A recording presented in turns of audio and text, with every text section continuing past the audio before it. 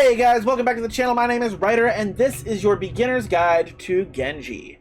In this guide, we're going to be going over the basic abilities and playstyle of this hero, so you can kind of jump into quick play or competitive and kind of have an idea of how he works without going in completely blind and getting yourself mowed over. Keep in mind, in order to master heroes in Overwatch, it does take practice. It does take, hours of learning the different niches and tips and tricks and stuff. I'm going to go over some tips and tricks and some weaknesses and some strengths over Genji, but it definitely is not going to be a comprehensive 100% master guide. It's going to just be something to get you started. So just keep in mind, practice makes perfect whenever it comes to any hero in this game.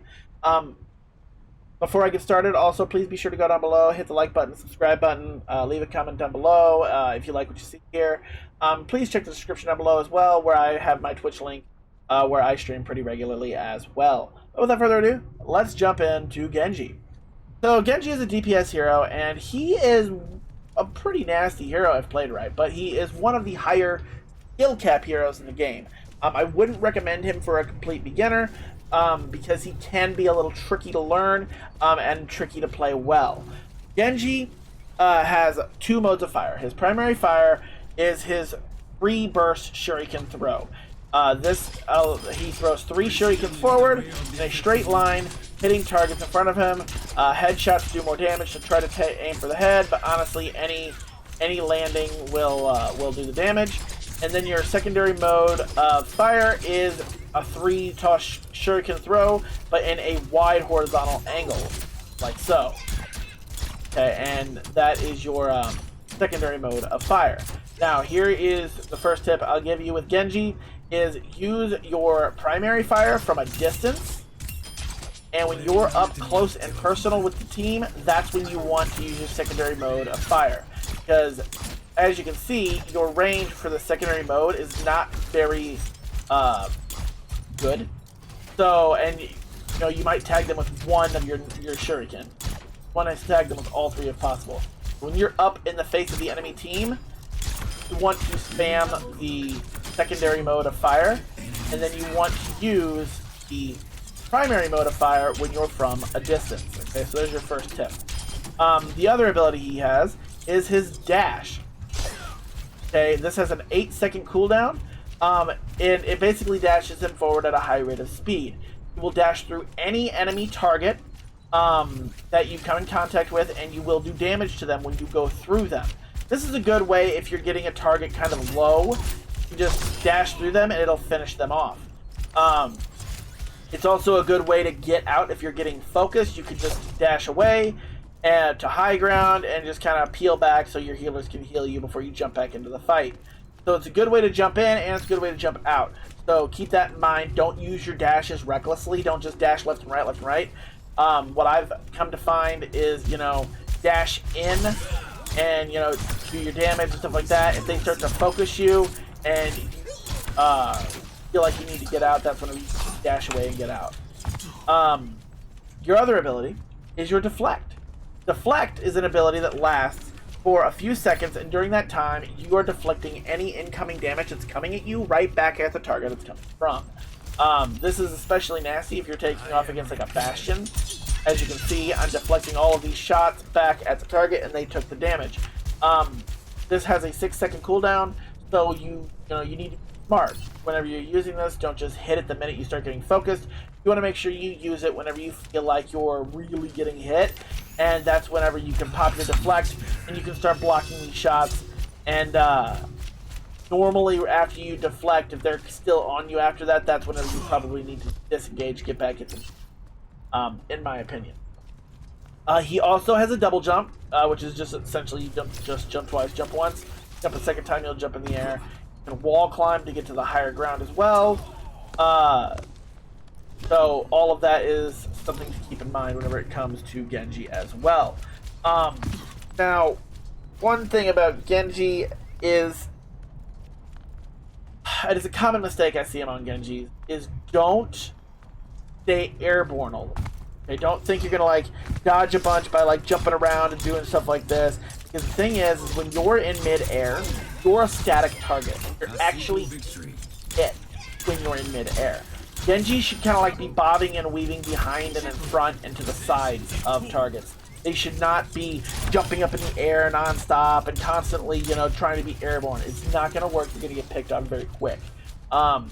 Airborne works, like, sometimes. Like you don't want to just spam it, though. Only time I ever really go airborne with the double jump is when I'm trying to get away or get to a high ground. As you can see, I just kind of like got up there pretty quick doing it. So if I start getting focused, and I don't see like a clear path out, I'll look up at like a rooftop and I'll just double jump and dash up to that rooftop to get away. So that's a good way to disengage. But just remember, don't always stay airborne. Don't spam double jump. You're gonna look like a moron. You're gonna get picked really, really quick. And then of course his ultimate is his Dragon Blade. Dragon Blade, he unsheaths his sword that he has on his back, and then all of your then your primary fire becomes slashing of that sword. Anything you hit with that sword will get one tapped, with the exception of tanks and maybe some of the higher DPS health heroes. Dragon Blade is very dangerous, but it can be easily shut down. So you want to make sure that you don't go in by yourself like Rambo with this sword. You're not going to survive. You're going to get melted down. You're going to waste a very powerful ultimate. Whenever you pop this, there's a huge voice cue that happens, so everyone knows it's coming. So you want to make sure you have your team with you. The healers need to be ready to keep you up. You need to be ready to go, because when you pop it, you go in, you have 6 seconds to do as much as you possibly can. As you can see there. Now, one thing in mind is when you're Dragon Blading, you can still deflect. So when you're being focused with the blade, you can still use deflect and block incoming targets. Just keep in mind that's going to take away from the time that you have to do damage with the blade, but it's better than getting picked. But yeah, I mean, that ultimate is probably one of the more dangerous in the game if used correctly. I've seen Genji's clear entire team Dragon Blade. As far as tips and tricks, I've already touched on, you know, the primary and secondary fire. Primary fire being when at long range, secondary fire when at short range. Not staying static in the air and double jumping like crazy. The only other thing I can really tell you is to combo your ultimate. You know, don't just run in and Dragon Blade. Keep in mind that there are many things that will make it easy to land those strikes. Graviton Surge, Nano Blade, or a Nano from Ana is something that's always nice. A Nano Blade, if an Ana nanos a Genji and he's able to pop off with Dragon Blade, he will absolutely destroy the enemy team. Doing. You know, anything that slows down targets, Orissa's ult, Mei's ult, all of these ults that slow down and incapacitate targets and keeps them in one location long enough for Genji to go in and do his job, it is the best way to combo with his ult. Genji, like I said, is something you don't want to be up close and you don't want to be like right in the face of the enemy team. You only have 200 health. You're not going to win in a full-blown face-to-face 1v1 against like a Reaper if you know, are right in his face. You have to be smart about it. You have to be able to bob and weave, go behind, go in front, jump ahead, you know, go side to side. You have to basically be untrackable. You have to be able to jump from point A to point B, to behind to in front, and not be able to allow the enemy team to track where your movements are. That is a good Genji. That is how you are able to dominate as a Genji, is if you're able to literally make the enemy team panic because they don't know where you're coming from.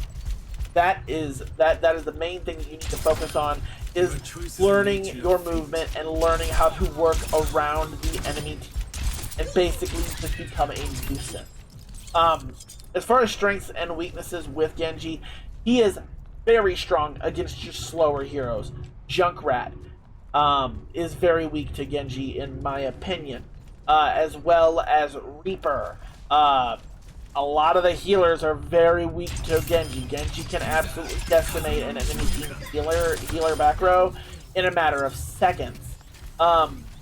These are all things that need to kind of watch out if the enemy team is running if the enemy team is running a Genji. You know, track yourself on that. And if the enemy team is running a lot of squishy heroes and backline heroes, they're not running anything that counters you, Genji will be a huge pick if you're able to utilize with him, because you're going to be able to just delete things on the enemy team. Now, as far as counters for Genji, Winston is kind of a pain in the ass for Genji because even though he's bobbing and weaving, the wide arcing lightning of Winston's railgun will hit him even though he's jumping around. So it does make life a little bit harder for Genji because you know, he can't really bob and weave around a Winston. On top of that, Genji's dash to get away is kind of nullified a little bit if he tries to get away from a Winston, because Winston can chase him by just dashing after him and continuing with her railgun. Mei can also be kind of a pain in the ass to Genji as well, because she can wall him off, blocking his escape route. Her endothermic blaster can slow him down, making him an easier target. Brigitte is also kind of a counter to Genji, not so much as she was in Overwatch 1, but in Overwatch 2, you know, she can knock him back, kind of diffuse some of the situations. Ana is kind of a pain in the ass. If she's able to land the sleep dart on Genji, when he dives in, he'll be nullified and just destroyed, and that'll also interrupt Dragon Blade if he's going to pop that off.